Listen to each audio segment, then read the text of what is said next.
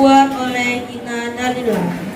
Di sebuah desa, tepatnya di pinggir dekat hutan, tinggallah seorang wanita tua bernama Nesuti dengan cucunya yang bernama Lela.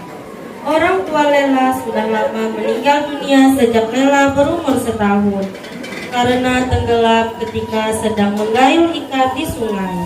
Rumah Nesuti sangat sederhana, beratap daun dan berdinding kardus bekas. Tempat memasaknya juga masih berupa tungku. Nesuti mencari kayu di hutan untuk dijadikan kayu api. Begitulah yang dilakukan oleh Nesuti setiap hari. Pada suatu ketika hari masih pagi, seperti biasa Nesuti dan cucunya Lela pergi ke kebun memetik sayur untuk dijual di pasar.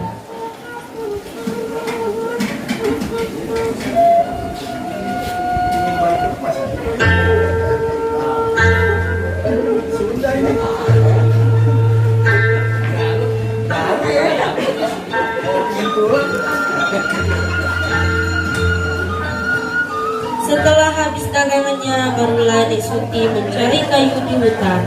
Terik matahari sangat menyengat kulit membuat Nesuti merasa gerah.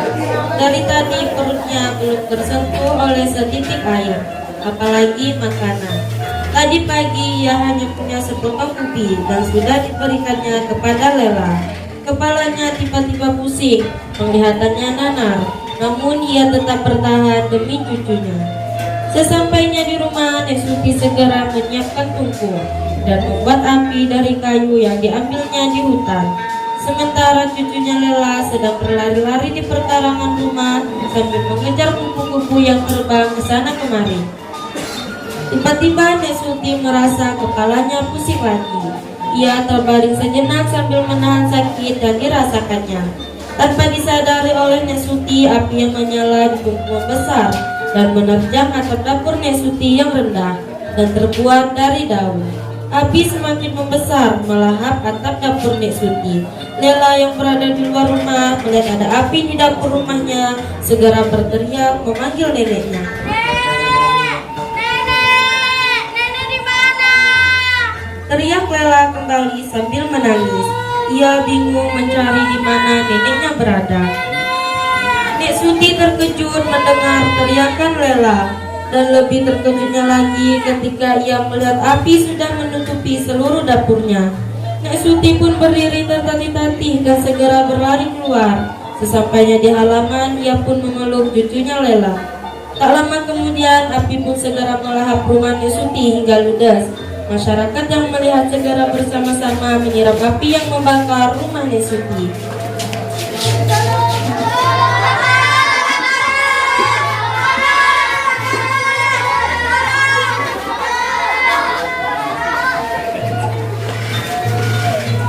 Karena rumah Nesuti terbuat dari bahan yang mudah terbakar, sia-sialah usaha dari masyarakat tersebut.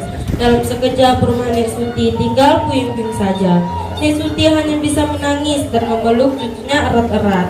Ia sudah tidak punya apa-apa lagi, saudara juga ia tak punya. Melihat kondisi Nesuti, Pak Amir selaku Pak RT di desa itu mencoba menghibur Nesuti. Ia segera membawa Nesuti dan cucunya Lela pulang ke rumah. Sementara ia akan menampung Nesuti dan Lela. Pak Amir kemudian mengumpulkan seluruh masyarakat desa maju untuk membicarakan masalah Nesuti. Akhirnya diputuskan masyarakat desa maju akan membangun rumah Nesuti secara bergotong royong.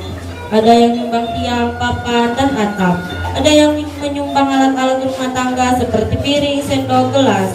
Sementara ibu-ibunya menggalang dana dan mengumpulkan pakaian untuk Nesuti dan Lela. Tak lupa Bu Guru Nina meminta kepada Nesuti agar Lela diizinkan untuk bersekolah karena usianya sudah 7 tahun. Ia mengumpulkan orang tua siswa untuk membantu membeli pakaian dan alat sekolah buat Lela.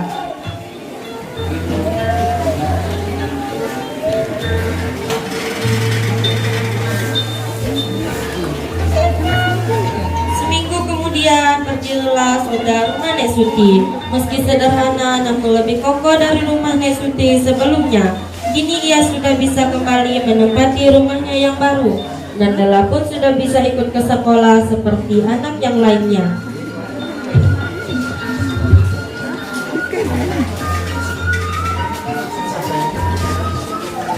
Demikian persembahan dari kami. Wassalamualaikum warahmatullahi wabarakatuh. Waalaikumsalam warahmatullahi wabarakatuh.